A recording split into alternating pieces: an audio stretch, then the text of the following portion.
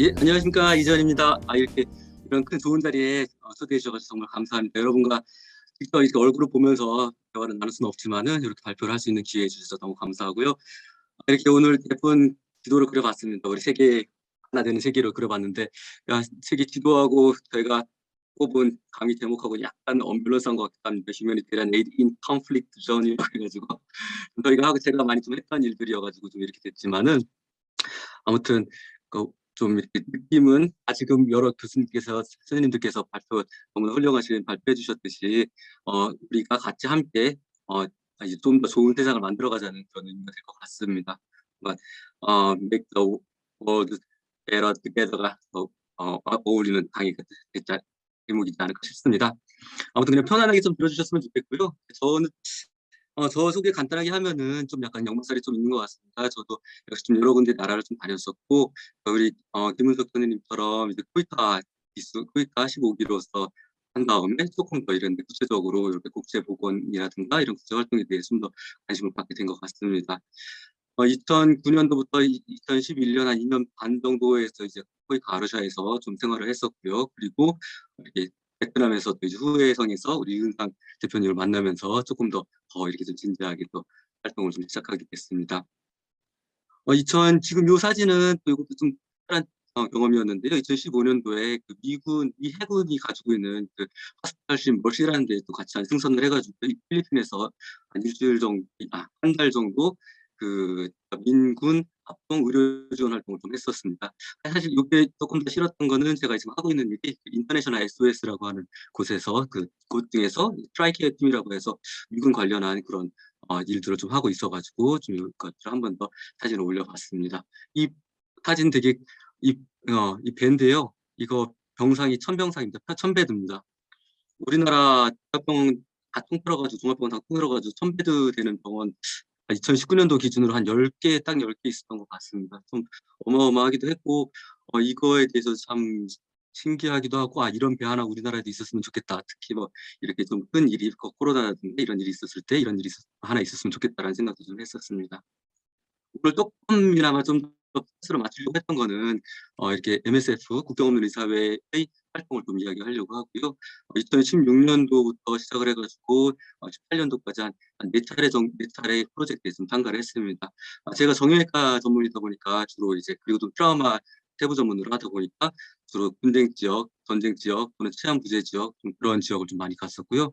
그 요르단 람사 같은 경우는 그 시리아 전쟁 중동의 화약고라고 하는 그 시리아 저는 바로 원저리에 있는 거기서 한국인이 시리아 못 들어가니까 바로 원저리에 있는 데에서 베이스를 가지고선 거의 시리아 전쟁 환자들을 치료했었고 그리고 IT 포트프랑스에서 그 치안 부재 때문에 이 공권력이 없다는 게 공권력이 강한 것도 문제지만 공권력이 없다는 것도 어마어마하게 참 이 사회에 좀 문제가 된다는 것들 좀 보면서 여러 개 많은 외상 환자들 좀 치료하고 왔고 부룬디 역시 정세가 너무 불안정해가지고 거의 내전에 가까운 곳이었고 마지막으로 최근에 그나마 최근이라고 할 수 있는 3년 전이네요. 팔레스타인 가자 지역 아마 팔레스타인 가자 지역은 한 번쯤은 뉴스에서 들어보셨을 텐데 그때 2018년도에 큰 사건이 있었기 때문에 그때 이례적으로 단기 파견을 좀 다녀왔었습니다. 오늘 내용은 팔레스타인 가자에 대해서 간략하게 짧은 시간 동안 같이 공유하고자 합니다. 국가원 의사회 소개부터 간단하게 드리고 싶은데요. 국가원 의사회도 NGO고요. NGO 1971년도에 그 프랑스에서 프랑스 의사와 그리고 기자가 같이 합심해가지고 만든 그런 단체입니다. 현재 사무소가 한 40여 개국이 있고 그리고 프로젝트가 70여 개국 그리고 활동 나라가 70여 개국 프로젝트가 한 450에서 60개 정도 지금 진행되고 있습니다. 그중에 워낙 이제 네 군데가 핵심으로 가고 있고요. 그러니까 이런 에볼라는 지금 여러 선생님께서 말씀하셨던 그런 전염병, 에볼라 같은 전염병이라든가 그런 데 가는 거라 아니면 제가 주로 갔던 그 자연재해 지역이나 아니면은 분쟁 지역 또는 이제 의료 사각지대 지역 그런 지역에서 주로 활동을 하고 있습니다. 아시다시피 그 가자 팔레스타인은 예루살렘하고 밀접한 인연이 있는 곳입니다. 그러니까 중동에 있고요.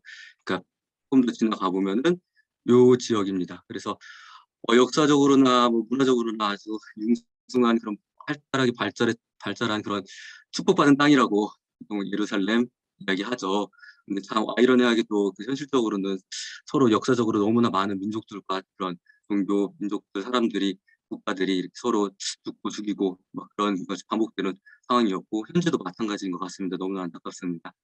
그래서 지금 현재 예루살렘을 차지하고 있는 이스라엘이 그 그러니까 팔레스타인 지역들을 둘로 나눠 가지고 그 서안 지역이라는 웨스트뱅크라고 하는 서안 지역, 그리고 지금 오늘 말씀드리고자 하는 가자 지역으로 좀 나누고 있고, 거의 이쪽을 이제 거의 이제 얘네들을 못 들어올 정도로 한 6m에서 8m 정도의 장벽들을 쭉 둘러싸고 있습니다. 이런 완전히 깜깜하게 막혀 있는 그런 블록들이 있고, 이런 장벽들이 일렬로 쭉 늘어서 하다 보면은 거의 서울에서 부산까지의 거리 정도의 장벽들이 있습니다. 전부터 예전부터 뭐 그런 중동 전쟁이라든가 그런 것들이 팔레스타인하고 그 이스라엘 간에서 많이 있었지만은 2018년도에는 조금 좀 다른 양상이기는 했습니다. 왜냐하면은 2018년도 초에 그러니까 전 미국 대통령이죠. 그 도널드 트럼프 대통령이 그 텔아비브에 있던 미국 대사관을 예루살렘으로 옮기겠다라고 딱 선언을 했습니다. 그 말인즉 예루살렘이나 그 지역을 다 이스라엘 거다라는 식으로 좀 국제 정치적으로 그렇게 선언을 하니까 이 팔레스타인 지역 사람들이 이거는 아니지 않느냐 해가지고 민간인들이라서 그런 비무장 모든 그런 민간인들이 나와가지고 좀 시위를 하기 시작했습니다. 3월 30일부터 대기환이라는 이름으로 시위를 시작했고 일주일에 한 번씩 금요일마다 왔는데, 문제는 금요일마다 이렇게 장벽으로 가까이 오게 되면은 이 장벽에 보면은 이렇게 살짝 여기 손에 잘 보이는데 이 300m 정도 앞에 노고존이라고 이스라엘이 서로 지정한 지역이 있습니다. 노고존에 가까이 딱 들어온 순간 실탄을 발사합니다. 실탄을 발사하기 시작을 했고, 실탄을 비무장 지역 사람들한테 실탄을 발사하기 시작했고, 그래서 사상자들이 많이 생기기 시작했습니다. 그때까지 제가 3월, 5월, 6월 3일 날 도착을 했는데 그때까지 있었던 누적 사상자가 100명이 넘었고, 5월 14일이 가장 큰 커다란 집회였는데 그날 당일 사망자만 40명, 그러니까 집계가 120명, 그리고 부상자가 12,000명 됐던 그런 상황이었고, 그렇기 때문에 국경노린사회에서 전 세계에 있는 다 그런 의료진들, 외과 계통의 의료진들을 다 끌어모아긴 했습니다. 저도 이때는 상황이 좀 쉽지 않았는데 어떻게 좀 이렇게 일정을 앞뒤로 좀 미뤄가지고 가게 돼서, 보통은 한번 프로젝트에 가는데 최소 2개월 단위 동안 3개월, 4개월, 좀 길게는 6개월, 또는 이제 내과계 같은 경우는 1년 정도 단위로 가게 되는데, 이때는 딱 2주만이라도 와줄 수 없느냐라고 해가지고 2주만 저희가 여기서 활동을 했었고, 일주일 다녀오셨던 분들도 있고 그렇습니다. 급박하게 좀 릴레이가 됐었고요. 여기 국경이 있던 그런 덧병지 검문소도 다 막혀 있었고요. 마지막에 있는 이 ALS 검문소가 하나 열려 있었는데 매우 좀 들어갈 때 좀 까다롭게 검문을 받으면서 그렇게 들어가게 됐고, 팔레스타인 가자 지역으로 들어왔습니다. 가자 지역으로 봤을 때 보통 이제 프로젝트가 워낙 크더라도 그 해외 활동가가 일이라면은 그러니까 현지 직원들이 한 10대 1대 10 정도로 나눠지는데, 이때는 워낙 그렇게 구성을 할 수가 없었기 때문에 해외 활동가들만 거의 한 50명 정도가 한 숙소에서 같이 지냈던 시기였었습니다. 그래서 좀 워낙 플렉서블하게 그런 정세라든가 그런 그 지역이라든가 그 사회라든가 그런 컨텍스트에 따라 가지고 이 치료 방법들을 되게 다양하게 이렇게 바꿔가고 있는데, 이럴 때는 이때 상황에서는 우리가 뭔가 이제 조인을 해서 막 뭔가 하는 것보다는 한 이제 외과 의사, 그리고 정형외과 의사, 그리고 성형외과 의사, 그리고 수술실 간호사, 그렇게 한 4명에서 5명 정도 외과팀만 꾸려가지고 각 병원으로 파견 나가서 수술실 하나를 담당하면서 거기서 환자가 오는 대로 바로 그쪽 현지 의료진들이 응급진료를 해서 트라이아지를 하면은 바로 수술실로 올려가지고 수술을 받을 수 있게 하는 그런 상황이었습니다. 워낙 이제 그때 정형외과 전문의라든가 그런 전문의들이 거의 없어서, 워낙 이제 거의 11년 이상 그 당시만 해도 벌써 다 국경이 다 닫혀 있었기 때문에 전문 인력들이 거의 부재한 상태여서 이렇게 치료를 못 받아서 죽어나가는 사람들도 꽤 많았던 상황이었습니다. 5월 14일 날 그때 하루 사망자만 40명, 부상자만 거의 3,000명 정도 됐던 5월 14일 날 그런 플래카드가 이제 출근길마다 좀 보이고 있었고요. 그래서 제가 6월 3일 날 도착을 했는데 그 전에 하루 이틀 전쯤 해가지고 이 라잔이라는 그런 의료 간호사죠. 현재 간호사가 좀 문제가 생겼었습니다. 그때 이제 그 집회를 나갔다가 이렇게 흰색 가운을 입고 그 환자들을 데리고 오는데 뒤에서 총이 맞아가지고 그냥 즉사했습니다. 그래서 이스라엘 저격수가 쏜 거라고 이제 팔레스타인 쪽에서 주장을 하고, 정황들이 이제 저격수에 의해서 사망을 한 걸로 좀 얘기가 됐어가지고 그때 상황들이 매우 조금 뉴스만 틀면은 다 거기에 대한 이야기들, 뭐 야잔에 대한 소식들, 그리고 그런 이스라엘에 대한 그런 만행들, 뭐 그런 것들에 대해서 이야기가 좀 나왔었고, 조금 뭔가 일이 있으면은 바로 터질 것 같은 약간 분위기가 좀 싸했던 그런 시기였습니다. 근데 이렇게 제가 갔던 거는 6월 5일, 8일, 15일 이렇게 세 날을 이렇게 대기하면서 갔었고, 5일 같은 경우는 중동 발발, 3차 중동 발발이어가 기념일이어가지고 되찾자는 그런 약간 울분이 섞인 날이었고, 그리고 8일 같은 경우 쿠드스의 날이라고 역시 이스라엘 그러니까 다시 예루살렘 쪽으로 돌아오자라는 그런 날이었고, 15일 같은 경우는 그 라마단이 끝나는 날이어가지고 집회가 좀 할 거라고 여러 유엔이라든가 다른 여러 단체에서 다 모니터링을 하고 있었던 날이었습니다. 그랬을 때 6월 5일은 다행히 뭐 특별한 일은 없었고요. 그래서 이 날은 별로가 없었는가 하고선 다 대기를 하고 있다가 좀 긴장을 풀고 있었는데 6월 8일, 7일이 되니까 6월 8일이라고 아까 그 똑같은 자리에 간판이 좀 바뀌었습니다. 그래서 이번에 진짜 크게 뭔가 문제가 될 것 같다라는 생각이 살짝 좀 긴장이 됐었고, 아니나 다를까 6월 8일이 되니까 문제가 생겼습니다. 근데 이게 이런 집회라든가 그런 것들 하면은 보통 미리 홍보를 하기도 하는데 이렇게 하루 전날 했던 이유가 있었을까라는 느낌도 살짝 들었는데요. 이 사진에 조금 힌트가 있지 않았을까 싶습니다. 이 사진은 그 저희 수도 옥상에 있는 사진이고요. 여기서 보면 이렇게 간판이 누워져 있습니다. 저는 그냥 오래됐기 때문에 꼭 이때가 아니더라도 예전부터 그런 회사가 여기서 밖에 프로젝트를 유지하고 있었었는데 이렇게 누워져 있어가지고 좀 오래돼가지고 좀 누워졌나 보다, 좀 낡은 간판인데 라고 생각을 했는데, 알고 보니 밤에도 이렇게 여기를 간판을 띄워놓습니다. 이렇게 불을 일부러 붙여놓습니다. 드론 때문에 그래요. 그러니까 계속 상시적으로 드론이 계속 날아다니고 있고, 이런 폭파물들이라든가 그런 것들, 어느 기사에서 보니까 예전에 중동정권 때는 드론에다가 이미 벌써 미사일 같이 폭파물들을 실어가지고 팔레스타인에 떨어뜨렸다는 그런 뉴스 접한 적이 있고 그렇습니다.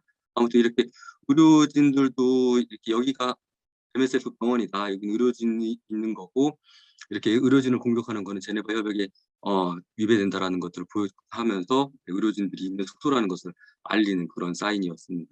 그래서 그런 것들이 이제 갑자기 2월 8일로 선거권도 변하게 됐고, 6월 8일이 되니까 아니나 다를까 이제 2시부터 이제 조금씩 사람들이 접경 지역에서 모이기 시작한 뉴스가 나오고, 2시 반쯤 되니까 이제 환자들이 좀 몰려오기 시작을 합니다. 그래서 이때 제가 담당했던 환자 중에 한 명인데, 이 환자가 바로 와서 이렇게 툴툴툴툴 이렇게 말고선 들어왔는데, 딱 보면은 발 쪽 이제 디스탈 서큘레이션 아주 차갑고, 그리고 뭔가 이제 환자도 좀 빗도 떨어지고 있고, 약간 이제 헤모 하이퍼헤모글릭 샥으로 좀 빠지는 그런 느낌이어가지고 바로 수술실로 올렸고요. 뭐 CT 같은 거 그런 거 없습니다. 그냥 엑스레이만 찍고 바로 올렸고, 보시다시피 여기 엑스레이에서도 볼 수 있다시피 여기서 총탄 있죠. 총탄이 왼쪽 사이 바깥쪽 라테럴 사이드에 들어가가지고 미디얼 사이드로 뚫고 나오면서 다른 쪽까지 어, 오른쪽 다리까지 뚫고 나간 그런 총탄 손상이었고요.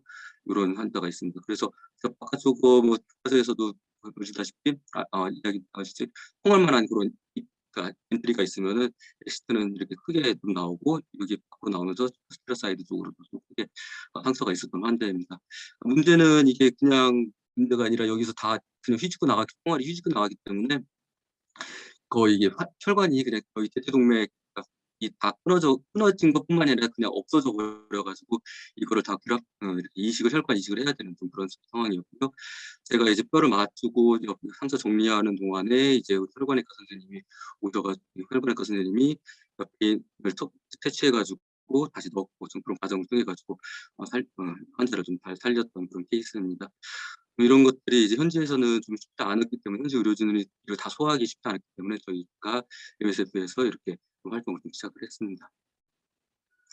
아무튼 이런 것들이 6월 30일까지 이제 좀 6월 한 그때쯤 돼서 이제 조금 잠잠해지기 시작했는데, 그때 한 30일달 통계를 좀 유엔 오차의 통계를 보면은 그때 그 3월 30일부터 6월 30일까지 3개월 동안에 이렇게 비무장 집회로 때 생긴 사망자 수가 140명, 그리고 전체 그러니까 부상자 수가 15,000명이었고요.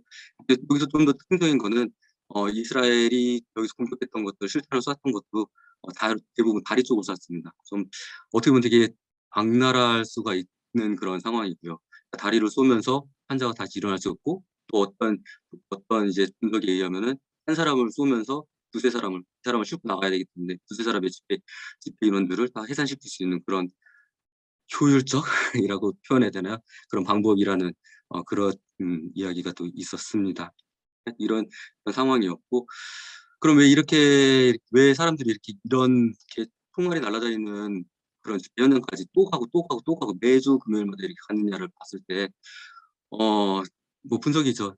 한, 저기가, 우리 전기가 하루에 4시간에서 6시간만 나옵니다. 근데 문제는 몇 시부터 몇 시까지 나오는 것도 모르겠고, 그냥 중간에 나오다 끊겼다 나오다 끊겼다 하면서 좀 이렇게 되고요. 여기 그냥 아무 데도 아니고 진료실인데 진료하다가도 이렇게 전기가 끊기고요. 그리고 이제 실업률이죠. 전체 실업률이 50%, 그리고 청년 실업률이 65%에 달하는 그런 상황이었기 때문에 뭔가 희망이 없다라는 사람들의 인식들, 젊은이들이 그렇게 뭔가 희망이 없음에 대해서 조금 더 좌절하고 있던 상황이었고, 그러니까 이제 아까처럼 국경이 막혀가지고 당시 2007년도부터 계속 막혀 있으니까 지금 거의 뭐 4년째 좀 막혀 있는 것 같습니다. 여기 우리 MSF의 기사분인데, 이분도 그때 당시에 딱 갔다가 국경 닫기 직전에 딱 들어와가지고 여기에 갇혀가지고 그때부터 계속 밖에 나가지 못하고 지내고 있다고 합니다. 아무튼 그래서 그런 일이 있고, 매주 금요일 날 그렇게 응급 환자들을 받으면은 그 다음부터는 이렇게 이제 매일 쌓여가는 그 환자들을 뭐 드레싱을 비롯해가지고 이후 치료들, 스킨그라프트라든가 아니면은 기타 본 서저리 같은 것들을 지금 시행을 했고요. 하지만 뭐 아무래도 이렇게 긴급부 상황이기 때문에 기본적인 응급 조치들, 진짜 급한 불만 껐지 이것들을 치료해 나가고, 이것들을 다 이 케이스 환자들을 다 이게 좀 더 이렇게 걸을 수 있게 하거나 아니면 발달을 낫게 하기 위해서는 좀 큰 이제 긴 프로젝트가 좀 필요한 것 같습니다. 그런 긴 프로젝트들 이제 직접적인 연관은 아니겠지만 직감적으로 이렇게 우리 뭐 윤탁유 교수님이 교수님, 뭐 김웅석 선생님이 하는 일들하고 다 연관이 되지 않을까 싶습니다. 그래서 MSF에서 조금 더 장기적인 프로젝트를 가지려고 계속 회의를 좀 하고 있었던 상황입니다. 아무튼 이런 그냥 이제 필드 상황들을 그냥 짧은 시간 내에 빠르게 이렇게 훑어봤고요. 각 요소마다 할 이야기들은 많지만은 시간 관계에서 이렇게 좀 빠르게 훑어봤고요.